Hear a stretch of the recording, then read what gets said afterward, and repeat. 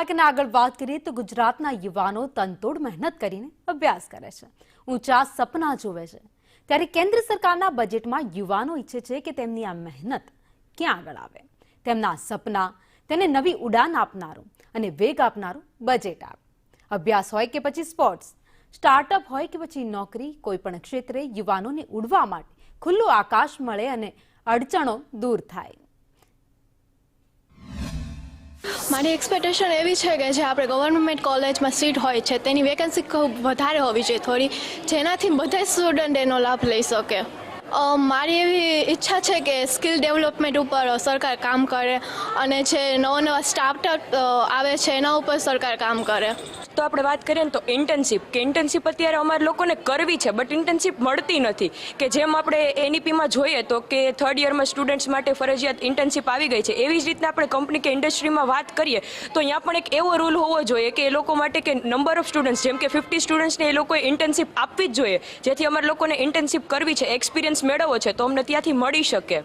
અને વાત કરીએ કે પેઇડ ઇન્ટર્નશીપ, તો અત્યારે લોટશોપ આપણે જોઈએ તો બધે પેઇડ ઇન્ટર્નશીપ જ થઈ ગઈ છે. તો એ પેઇડ ઇન્ટર્નશીપનું ચાર્જ એ લોકોએ અફોર્ડેબલ રાખવું જોઈએ કે જે સ્ટુડન્ટ્સ છે એ અફોર્ડ કરી શકે અને ઇન્ટર્નશીપ કરી શકે. આફ્ટર બીબીએ અથવા તો કોઈ પણ કોર્સ હોય તેના પછી સ્ટુડન્ટ્સ હોય છે અને એન્ટરપ્રિન્યોર બનવું હોય છે અથવા તો પોતાના ખુદના સ્ટાર્ટઅપ સ્ટાર્ટ કરવા હોય છે, તો ઘણી વખત એવું થાય છે કે એ લોકોને સ્ટાર્ટઅપ્સના જે આપણા બેંક લોન્સ હોય છે એના માટે એ લોકોના રેશિયો વધારે હોય છે, તેના કારણે એ લોકો લોન્સ નથી લઈ શકતા અને પોતાનું સ્ટાર્ટઅપ નથી કરી શકતા. તો એના માટે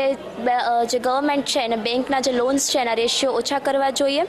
અને એમની જે પ્રોસેસ છે આખી લોન્સ માટેની એ બી બહુ ઇઝી કરવી જોઈએ, કારણ કે સ્ટુડન્ટ્સ માટે ક્યારેક હાર્ડ થઈ જતું હોય છે, કારણ કે ઘણા બધા પેપર વર્ક્સ એમાં જોતા હોઈએ છીએ, તો એ પેપર વર્ક્સ પછી ન થાય તો એ થોડુંક સ્ટુડન્ટ્સ માટે હાર્ડ બની જાય છે. અને પ્લસ સ્પોર્ટ્સ માટે પણ છે ને એક અલગથી બજેટ હોવું જોઈએ કે જેથી કરી અને જે યુથ એવું છે કે જેને સ્પોર્ટ્સમાં આગળ વધવું છે અને જે અફોર્ડ નથી કરી શકતા, અથવા તો જે પ્રાઇવેટ આપણે જોઈએ તો ઘણા બધા એવા સેન્ટર્સ હોય છે કે જેમાં આવી રીતે સ્પોર્ટ્સનું ચાલતું હોય છે, પણ ત્યાંના જે ચાર્જિસ હોય છે એ અફોર્ડ નથી કરી શકતા ઘણા બધા સ્ટુડન્ટ્સ, તો એ ગવર્મેન્ટ થ્રુ જો થવામાં આવે તો એ લોકો અફોર્ડ બી કરી શકે આ બધી વસ્તુને. બેરોજગારી બહુ છે, હવે આપણે ડિગ્રી તો મળી જાય છે પણ નોકરી નથી મળતી ક્યાંય. તો સરકાર પાસે એવી એક્સપેક્ટેશન છે કે ગવર્મેન્ટ પોતાની રીતના નવા જોબની વેકન્સીસ બહાર પાડે. અમુક માસ્ટર આપણે કરવું હોય તો બહુ કોસ્ટલી પડે છે, તો નવી ગવર્મેન્ટ કોલેજ બહાર પાડે. એન્ડ આ બધું થઈ જાય ને તોય આપણે સ્ટાર્ટઅપ કરવું હોય કોઈને, તેમાં બજેટ આપણે બહુ છે ને જોઈએ આપણે, કેમ કે નવું સ્ટાર્ટઅપ હોય તો એમાં પૈસા વધારે જ લાગવાના છે. તો લોન્સમાં અમુકમાં એવું થાય છે કે લોન બોય હોય ને, એઝ અ બોય હું કહું છું કે મારે જો લોન જોતી હોય ને તો કોઈ ગર્લની કમ્પેરિઝનમાં બહુ હાયર ઇન્ટરેસ્ટ રેટ પે કરવું પડે છે. મારું ધારો કે મારું ટેલેન્ટ છે કે હું સ્વિમિંગ કરી શકું છું, લાઈક કુસ્તી છે, ડાન્સિંગ, એવું બધું કરી શકું છું, તો એના માટે મને એક સ્ટેજ મળવું જોઈએ, જે મળતું નથી, એટલું બધું મળવું જોઈએ એટલું નથી મળતું.